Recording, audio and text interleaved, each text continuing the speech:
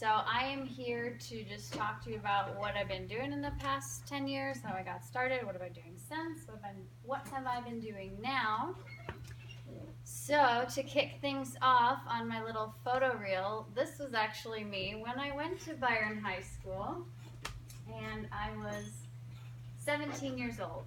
So it's actually a little embarrassing now when people ask me in a professional sense, how did you get started doing photography? And I always kind of hate saying, like, I wanted the best profile picture on my social media, but essentially that is kind of the truth. 10 years ago it was MySpace, and there were a few other girls who were posting selfies. I feel like that's when kind of selfies really started taking off. And I just feel I was always really into art and just kind of every media, but seeing that, and I'm also very competitive, I thought I can totally take something better. So I started I had a tiny little 3 megapixel camera, which cell phone cameras are so much better now. And I would essentially just play dress up and just kind of figure out exactly what I was doing and try to make some good stuff. So this is actually one of the first ones that I ever did, followed by things like this. And again, this was just me kind of setting up in a basement in my house, just kind of playing with Photoshop.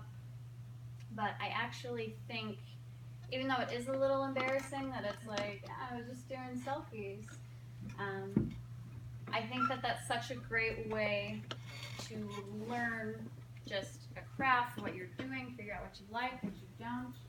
Because I was really just doing it for myself and everybody on social media.